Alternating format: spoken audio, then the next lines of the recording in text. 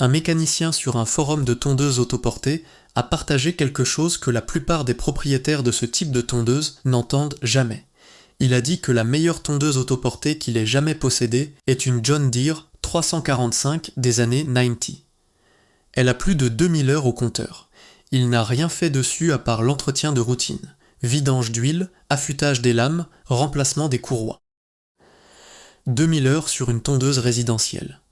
C'est l'équivalent de tondre votre pelouse chaque semaine pendant 40 ans. Puis il a dit quelque chose qui devrait empêcher quiconque regarde ceci d'entrer dans un magasin de bricolage ce week-end.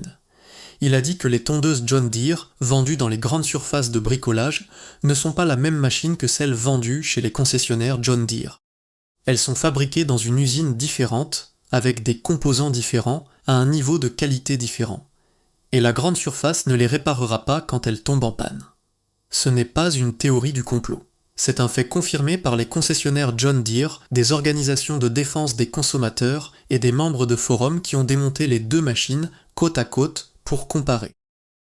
Et ce n'est que la première couche d'un piège d'achat qui coûte aux propriétaires américains des centaines de millions de dollars chaque année en tondeuses conçues pour durer 4 ans et qui finissent à la décharge.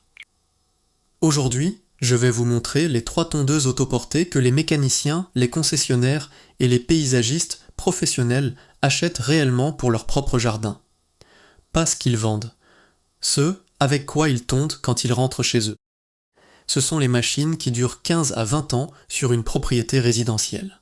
Et 2 d'entre elles coûtent moins cher que les tondeuses jetables de votre magasin de bricolage local. Mais d'abord, vous devez comprendre pourquoi la plupart des tondeuses autoportées meurent jeunes.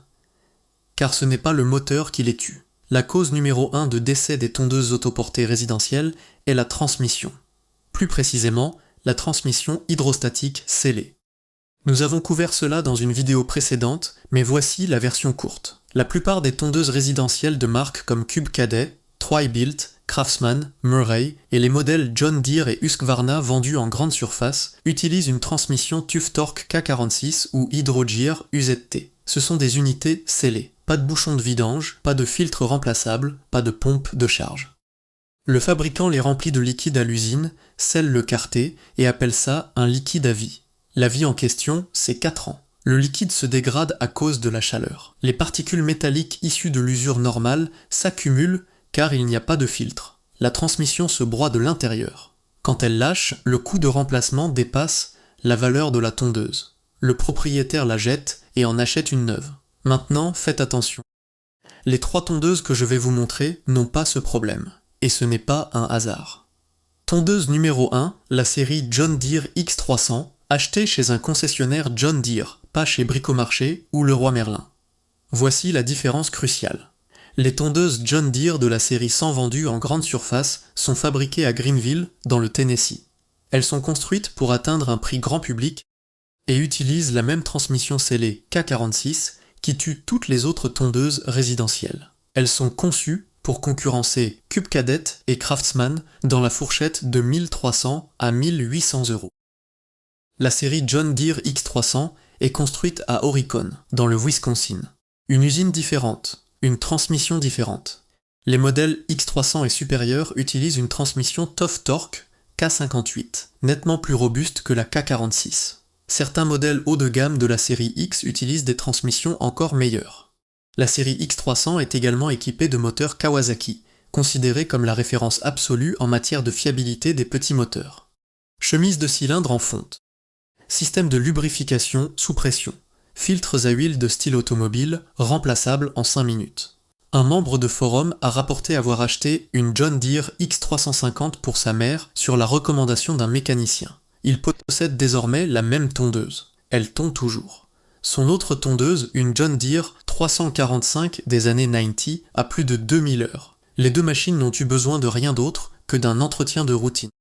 La série X300 démarre autour de 3000 à 4000 € selon la taille du plateau de coupe. C'est aussi la dernière tondeuse que vous achèterez jamais. Mais voici où ça devient intéressant. Il existe une option moins chère qui pourrait en fait être meilleure. Tondeuse numéro 2, une série John Deere LX ou GT d'occasion de la fin des années 90 au milieu des années 2000. Un professionnel de l'entretien des espaces verts sur un forum spécialisé a écrit une analyse détaillée expliquant pourquoi les anciennes tondeuses autoportées John Deere sont mécaniquement supérieures à tout ce qui se fabrique actuellement. Son choix était une John Deere LX 176 de 1998 avec un plateau de 96 cm et un moteur Kawasaki monocylindre de 14 chevaux avec une transmission hydrostatique. Son raisonnement était impitoyablement pratique. Pas de direction assistée. Pas de levage électrique du plateau. Pas d'allumage contrôlé par ordinateur. Pas de refroidissement liquide. Il voulait la machine la plus simple possible avec le moins de points de défaillance possible. Sa philosophie était que toute fonctionnalité qui peut casser finira par casser. Et quand ça arrive, ça coûte de l'argent et du temps. Une tondeuse sans assistance électronique et sans accessoires motorisés n'a presque rien qui puisse tomber en panne, à part le moteur et la transmission. Et sur ces anciens modèles Deere, les deux sont surdimensionnés pour un usage résidentiel. Ces tondeuses se vendent d'occasion entre 500 et 1500 $, soit environ 450 à 1400 €, selon l'état et le nombre d'heures.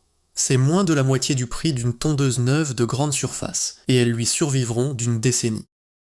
Les pièces sont disponibles chez tous les concessionnaires John Deere du pays. Le moteur Kawasaki est la même plateforme que celle utilisée dans le matériel professionnel. Les transmissions de ces modèles sont plus robustes que les unités scellées K46 utilisées sur les tondeuses grand public modernes. Tout est accessible, réparable, et le propriétaire peut lui-même l'entretenir. La clé est de trouver un exemplaire qui a été entretenu. Cherchez de l'huile propre sur la jauge, une direction précise, un embrayage de transmission fluide et pas de fumée au démarrage. Si le propriétaire précédent a fait les vidanges et gardé le filtre à air propre, ces tondeuses sont pratiquement immortelles à des niveaux d'utilisation résidentielle de 30 à 50 heures par an. Maintenant, voici le troisième choix, et celui-ci va en surprendre certains. La tondeuse numéro 3 est la Husqvarna TS242 XD avec un moteur Kawasaki. Elle a été achetée chez un concessionnaire Husqvarna. Husqvarna a une réputation compliquée. Les tondeuses Husqvarna de grande surface sont fabriquées à Orangeburg, en Caroline du Sud, et partagent des plateformes avec Craftsman et d'autres marques du portefeuille du groupe Husqvarna. Certains modèles utilisent les mêmes transmissions scellées K46 et moteur Briggs que beaucoup d'autres tondeuses résidentielles jetables. Mais la TS242 XD est différente. Elle utilise un moteur bicylindre en V de la série FR de Kawasaki. Les experts en entretien des pelouses identifient systématiquement Kawasaki comme la marque de moteur la plus fiable dans les tondeuses autoportées, et la série FR spécifiquement comme la plateforme moteur avec le moins de problèmes signalés.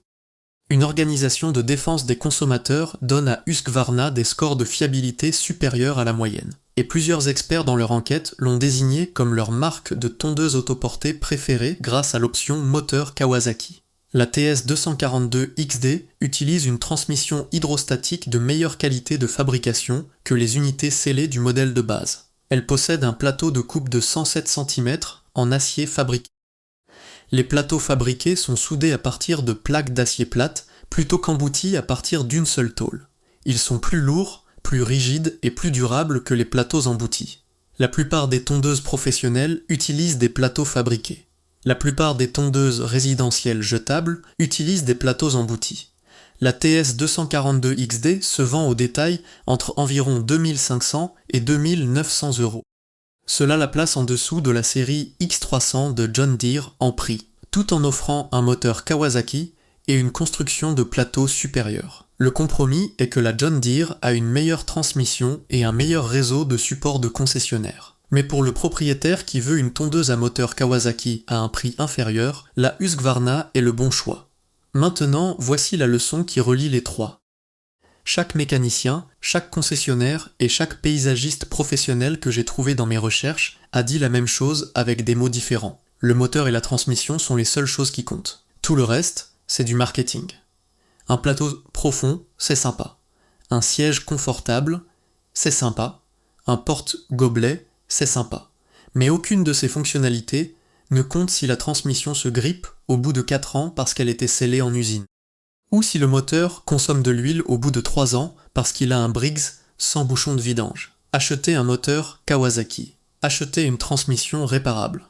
Achetez chez un concessionnaire, pas dans une grande surface. Et si vous n'avez pas les moyens d'en acheter une neuve, achetez une John Deere de 20 ans avec un Kawasaki sur le bon coin pour 700 € et elle coupera mieux, durera plus longtemps et surpassera tout ce qui a une étiquette de prix inférieure à 2000 € chez un enseigne de bricolage. C'est ce que les mécaniciens achètent pour leur propre jardin. Pas parce qu'ils sont fidèles à une marque, parce qu'ils savent ce qui casse et ce qui ne casse pas. Et ils ne passent pas leur week-end à réparer leur propre tondeuse. Si vous avez appris quelque chose ici, abonnez-vous. Cette chaîne dénonce chaque semaine les arnaques d'ingénierie et les décisions d'entreprise qui détruisent l'équipement dont vous dépendez.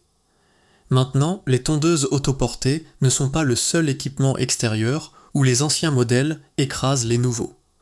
Si vous voulez voir les 4 tronçonneuses que les bûcherons professionnels refusent de remplacer et pourquoi Stihl a discrètement dégradé le composant qui compte le plus, cliquez sur la vidéo à l'écran dès maintenant.